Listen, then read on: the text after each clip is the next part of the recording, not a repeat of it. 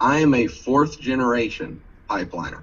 My family has been doing this for a very long time, and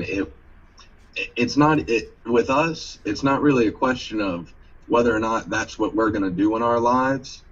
It's more so, this is the family trade, and this is what my dad did, and his dad did, and his dad did.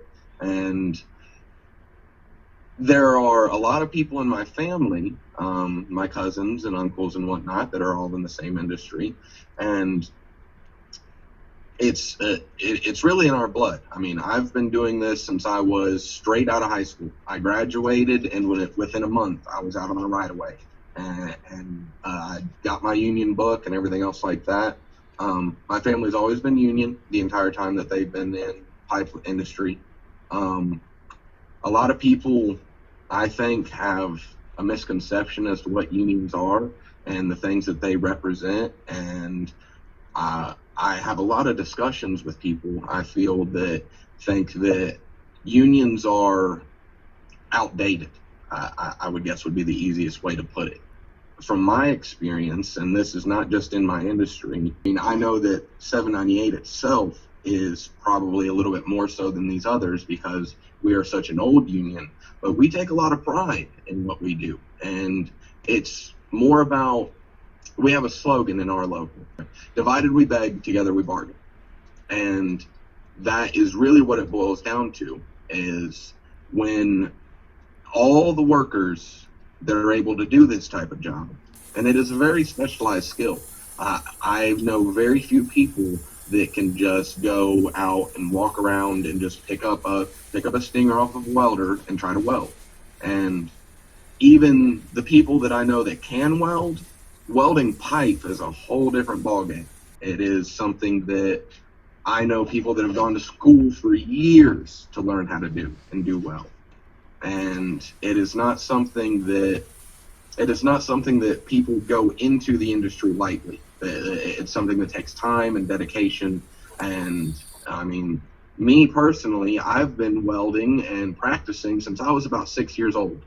I mean, I was out there with my dad at 8 before he would get ready to go on a pipeline job. See, we build our own custom rigs. I don't know if you know that, but we build our own, like, from the cab of the truck back, we build a custom bed for our welding machine and all of our tools and stuff. And that used to be a big point of pride for a welder. It's pretty much whenever he pulled up on a job, that was a showcase of his work. Craftsmanship. Yeah, craftsmanship. I mean, it takes a lot to be able to build something like that, and it takes time. And ever since I was little, before Dad would go on a job, the kind of pride that we take in our work, I would be out there for about 2-3 days, about 6-7 years old, with a grinder, and I'd be buffing his entire weld off, every single surface that could be seen, and we'd paint it every time before he went on a job. And it's little things like that. We take a lot of pride in what we do. I mean, it's not something that we take lightly. And personally speaking, to the political side of things, when Biden made the announcement, well, you can go out and get another job, you hit the nail on the head. This isn't, even though that this is seasonal work, and it is definitely migrant work. I mean, I live in Kentucky is where I live, and I have worked all over the United States. I mean, I've gone most of the states east of the Mississippi, I've worked in at one point or another already. And I've only been doing this 5 years. I mean, we go all over, and the reason is because we are sought after. Our skills are sought after. You never really hear about accidents with a pipeline because of the amount of training and hoops we have to jump through. A lot of people don't realize that we X-ray test every weld we put in the ground. We X-ray every piece of pipe we put in the ground, and there are a lot of red tape that we have to go through to get anything done, and it's all for safety. That's what it is. I also heard about the ILI smart picks. Oh yes, those things are nice, and I've actually gotten to work with those before. I worked a job up in Pennsylvania about a year into me doing this stuff, and people think that we need to stop new pipelines That's what they think as environmentalists or whatever their reason may be. They think that we need to stop new pipelines. New pipelines are not the danger at all. People don't realize that we've been doing this since the 1900s. We have pipes in the ground. I know this because I've pulled them out of the ground and replaced them myself that are 80 years old. And they are bare, uncoated steel pipe that honestly should not be in the ground anymore, if I'm completely honest. I mean, and a lot of people that are in my industry feel that way. But just as difficult as it is to get a permit approved for new work, it is almost more difficult to go get a repair permit. And it's the amount of legislation just designed to block us from doing any kind of work is ridiculous whenever it's being like tortured and carried by the environmentalists. Well, if you're so concerned, why don't you let us go in and fix the old ones? There's more work for us that is already in the ground than there will be in new projects for probably the next 15 or 20 years that are proposed. I have a question about Keystone, because I learned that Keystone project is completely union job, right? TC Energy committed to use 100% union. So why, I've been wondering why Keystone XL has become such a poster child, like so targeted.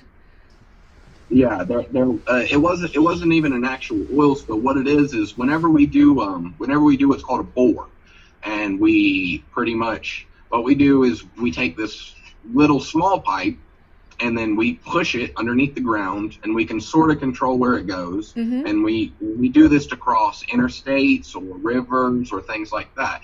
We sink these things real far underneath the ground, so far that we wouldn't be able to dig that deep.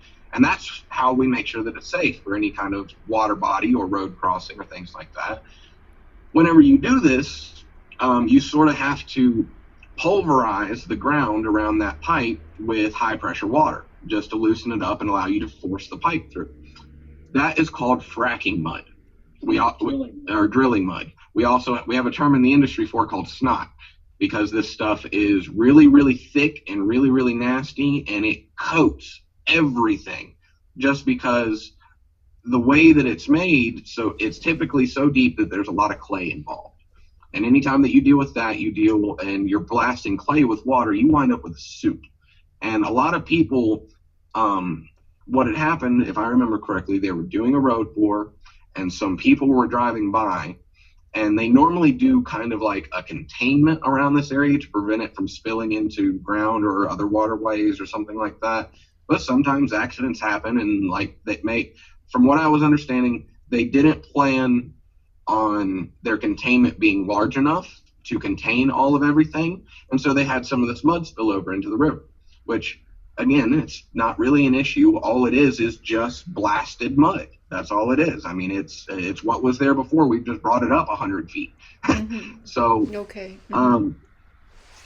When that happened, apparently someone saw this and saw this flowing over into the creek, and they made a big media hubbub about it, taking a bunch of photos. And it looked like, if taken out of perspective, like there was just a bunch of pipeline workers drilling right next to a river and not caring that a bunch of stuff was just flowing over into the river.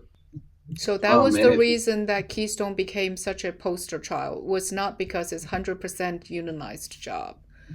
Yeah, it was, from what I remember, it was exactly that. There was a little mishap where they were doing some drilling, and some of that drilling fluid, some of that mud overspilled, and somebody just so happened to get a picture of it.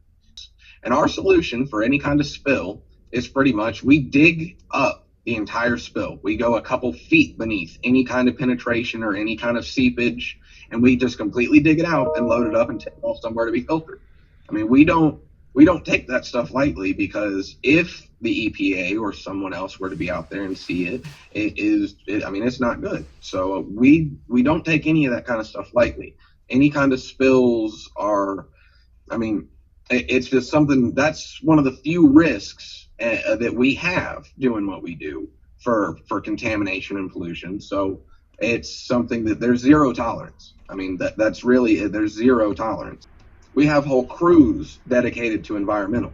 That is their entire job out there, and I mean, these are not little crews of like 5-10 people either. I'm talking, these are hundreds of the jobs, like probably 20-30% of each job is people out there, and their entire job is to reduce our environmental impact. That's it. Okay, so speaking of that, I also want to verify with you. What I learned is whenever there's digging to lay the pipes, the topsoil is kind of separated first and treated as gold for later on putting back in place and then plant grass or trees on top of it. Is that true? Is that what your experience? Yeah, we have what's called the berm. Now the berm is it's typically right along the edge of our right-of-way. And what they do is when the clearing crew, they're the very first people to go through, and they're part of environmental, their job is to take down any trees and remove the topsoil and prep our right-of-way.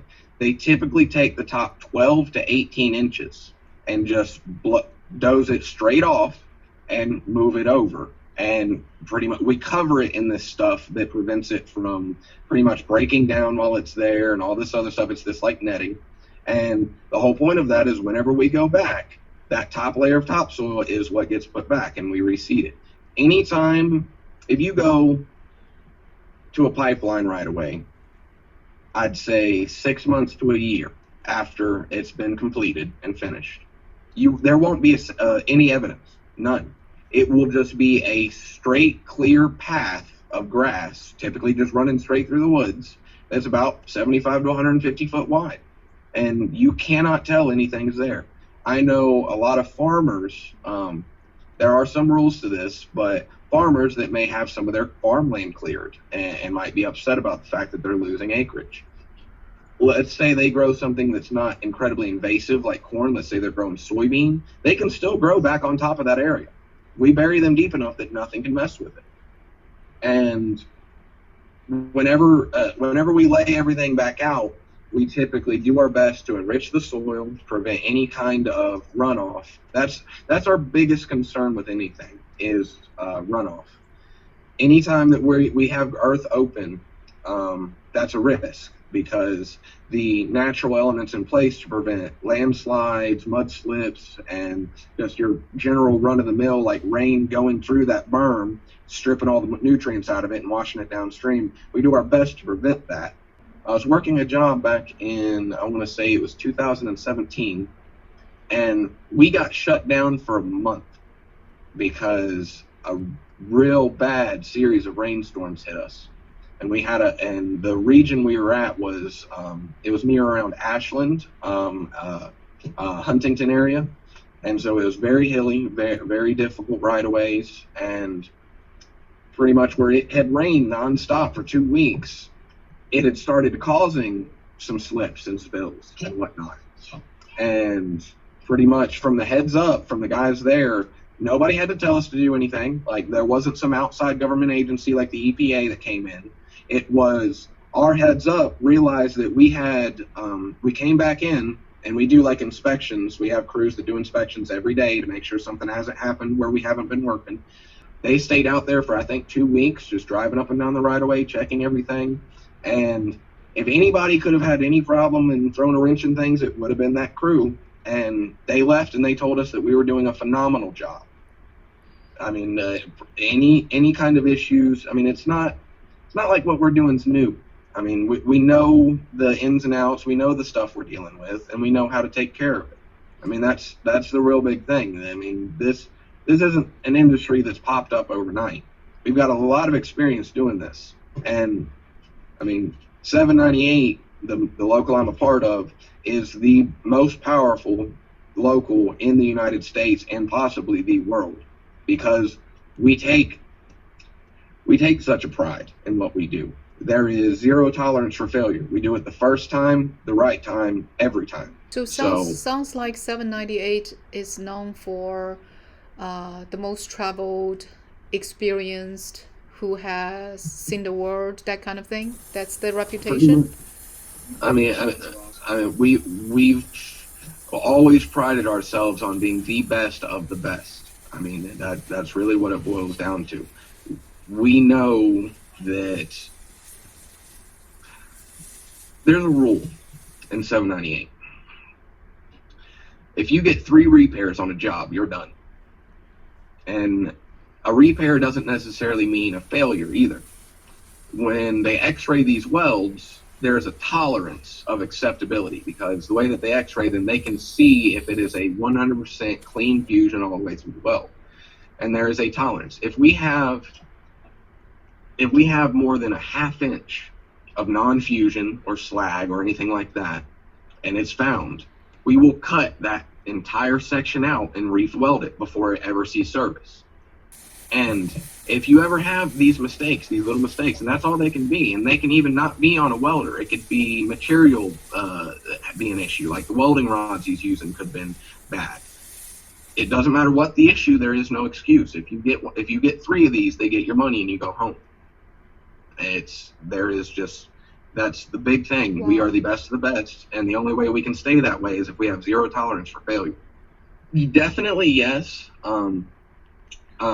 Me personally, I haven't been on a pipeline in over a year. I've been at home, just doing odd jobs, welding. I mean, it is a skill. I go out and I weld on equipment, farm equipment, heavy equipment, whatever. Most pipeliners only work 4 to 6 months out of the year, if that.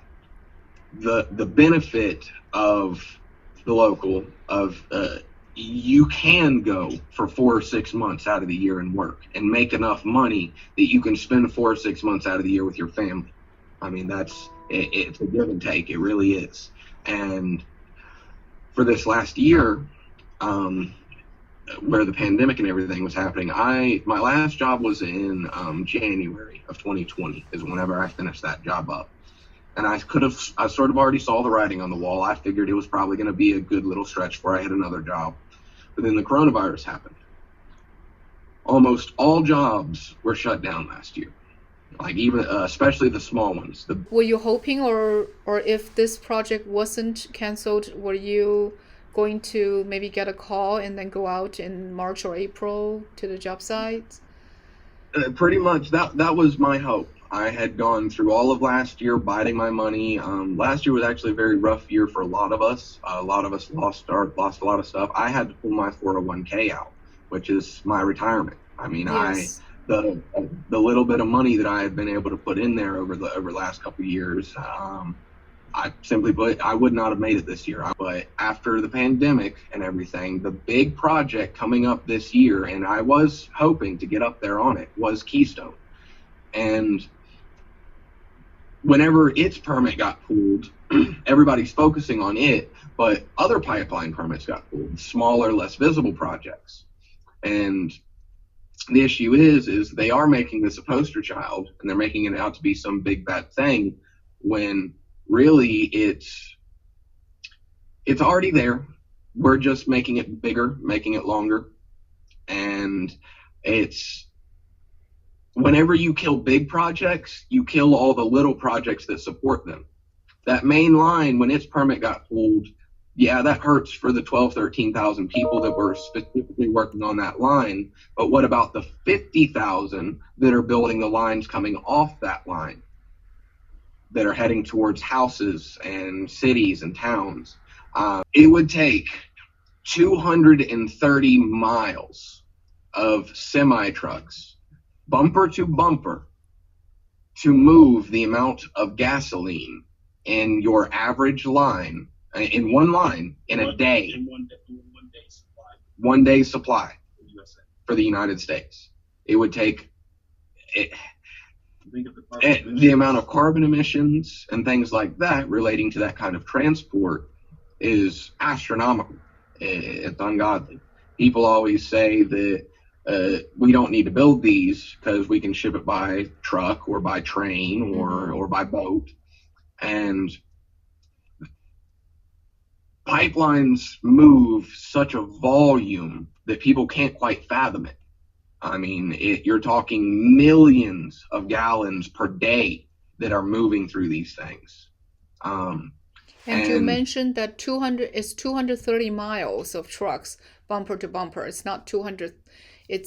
We don't know how many trucks would that be. No. It would be 238 miles worth of trucks. How many trucks?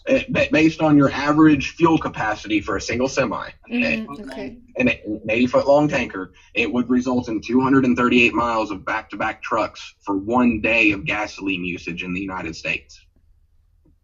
And that's not even talking diesel fuel, propane, natural gas. That's just the gas people put in their cars every day. And it's another thing that people don't realize is pipelines are also storage as well as transportation. Are about transportation, storage, they are about safety and environmentally, and it's really, there's zero emission with a pipeline once it's in the ground. It's just a piece of pipe running through the ground. I mean, once it's live, the amount of impact that it has is, for all intents and purposes, zero. I mean, that's what they're designed to be. We're going to store it underground and we're going to move it underground, and it's going to be safe. We make sure that this stuff is unable to have an effect on environments and people, because that's the whole idea. It's instead of having the risk of derailment or wreck and all the fuel consumption resulting in moving it around that way, this is just the most smartest, efficient way to do it. Just one last question. In terms of, are you optimistic that maybe after some time the Biden administration will come to realize the shortage or the difficulties, the challenge of canceling the projects, and may be a little bit more lenient?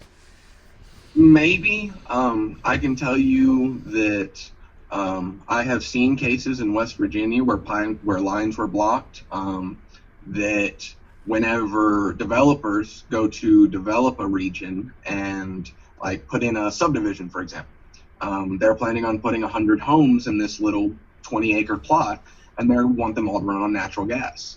I have seen firsthand gas companies tell them, I'm sorry, but we do not have the volume to move in our existing infrastructure to support you. We have to take care of our existing customers first. And that's the point that it's getting to. I mean, the amount of flow that's in there is limited, and the more people, the more housing, the more factories that we put up, the more strain we're going to put on our infrastructure. I mean, if you guys want gas, you're going to have to let us do our thing and build our pipelines. That's what it comes down to. Or you can pay to have it trucked into your mountain and be paying 4 or 5 times as much. I mean, it's really smarter for your average consumer. And I think when those shortages wind up happening, I would hope that some of our legislative body would realize what's going on, and they'll realize they need to change something. But I think a big issue is a lot of our legislative people are getting bought out by people in the railroad industry and the trucking industry, because to them, I'll give you a statistic real quick as in closing. Warren Buffett is a very large train person. A lot of people know that. He owns a company that runs a Trans-Canada rail line that runs in about the same spot that this pipeline is going to be put. He stands to lose $2 billion the first year that this pipeline goes up, because currently that oil is still moving. Like it's not shutting down the pipeline. Doesn't stop the flow. Mm-hmm. That oil is still going to and from Canada, but right now it's going on trains, and he is a major lobbyist against pipelines for that reason. If this pipeline goes in, it will kill him $2 million a year every year from then on out. And it's legislative lobbyists like that are the big issue. I don't think it's necessarily that our representatives are uninformed as to the benefits versus drawbacks. I think that it really just boils down to that the other guys are throwing them more money. I mean, we do lobby some, but it's mostly, I mean, as with the big pride that comes in our industry, it comes down to, we know what we do, and if you want us to do it, we're here. We're not going to pay you to let us do our jobs. I mean, that's what it comes down to. We're not going to pay you to let us do our jobs. If you want this stuff, we're here. You can pay us. You can give us the permits. And I promise you, if legislation does turn around, I know hundreds of people eager, ready to jump at and go to work.